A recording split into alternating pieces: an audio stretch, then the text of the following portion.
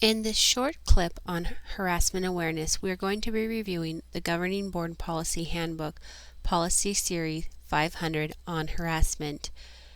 For more information on policy such as 500 and others, you may go to the Special Services website and download the Governing Board Policy.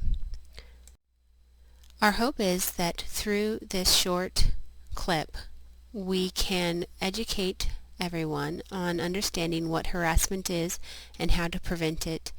With having staff throughout multiple districts, we want to make sure that everybody feels safe and secure wherever they're working and comfortable to come to us, the administration at Special Services, if you feel you are in an unsafe work environment.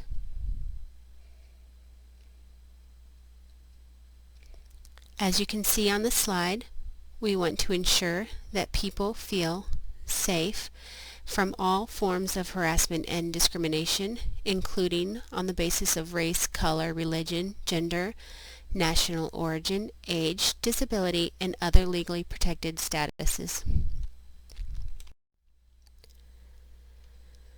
Threatening behavior consists of any words or deeds that intimidate a staff member or cause anxiety concerning his or her physical well-being, and this is strictly forbidden. We want to ensure that all students, parents, visitors, staff members, or agents of the board that are found to have threatened a member of the staff will be subject to discipline and reported to the executive director or designee. The executive director or his or her designee shall immediately make an oral report to the local law enforcement agency. Special Services strictly prohibits and will not tolerate in any fashion harassment of any other employee or student, regardless of position or authority.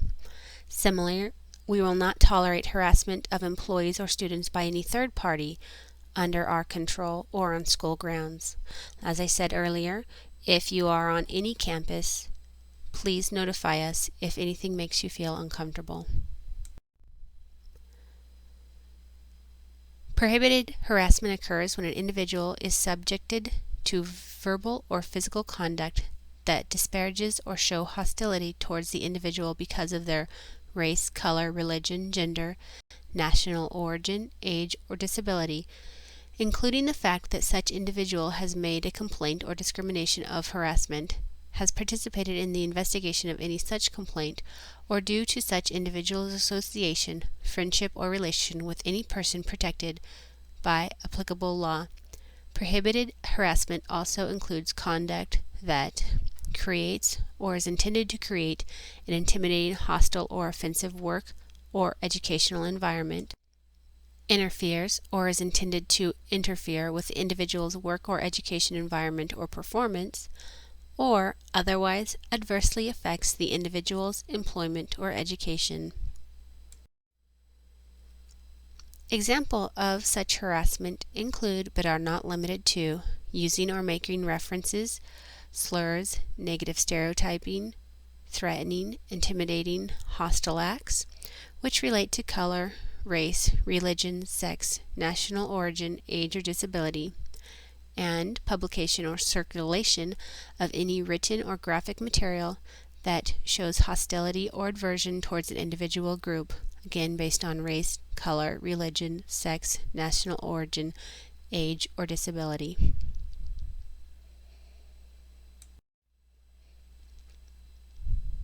Special Services policy prohibits against harassment, specifically includes sex-based and sexual harassment. Sexual harassment occurs when unwelcomed conduct of sexual nature becomes a condition of an employee's continued employment or student's education, or creates an intimidating, hostile, or offensive working or educational environment. It shall be a violation of this policy for any employee of Special Services to harass another employee or student through unwelcome conduct or communications of a sexual nature. It shall also be a violation of this policy for any student to harass another student or an employee of Special Services through unwelcome conduct or communication of a sexual nature.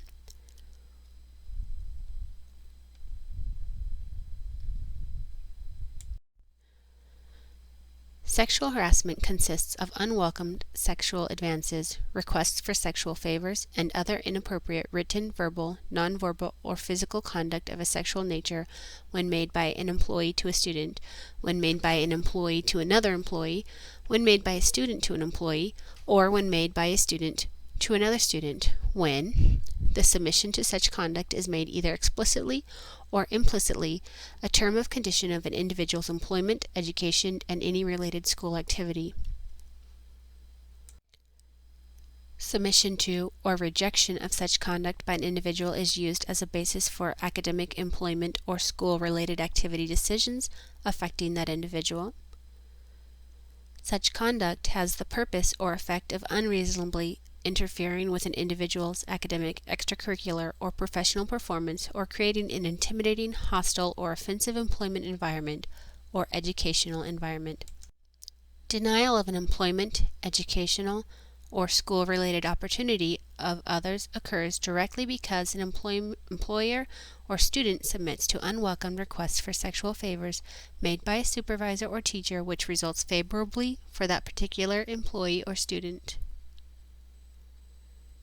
Such conduct is engaged in by volunteers and or non-employees over whom SSJCS has some degree of control of their behavior while on school property or at special services, sponsored functions, or events. Conduct of a sexual nature may include verbal, written, or physical sexual advances and or comments regarding physical or personality characteristics of a sexual nature. Verbal, written, or physical conduct of a sexual nature constitutes sexual harassment when the allegedly harassed individual has indicated by his or her conduct or verbal objection that it is unwelcomed. An individual who has initially welcomed such conduct by actively participating must give specific notice to the alleged harasser that such conduct is no longer welcomed in order for such subsequent conduct to be deemed as unwelcomed. Specific notice means that the individual has informed the alleged harasser, verbally or in writing, that the conduct in which he or she is engaging in is no longer welcome. This includes any off-duty conduct to the extent such conduct otherwise meets the definition of sexual harassment.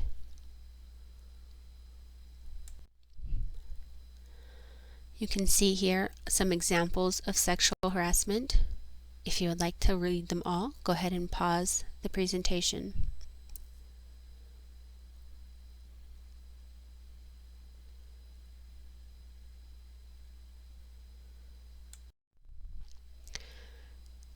Remember, it is important to get support. If you or someone you know are being harassed, don't be afraid to get help. Contact one of the Special Services administrators or supervisors for assistance in reviewing the situation. You can also complete a report of harassment form on the Special Services website.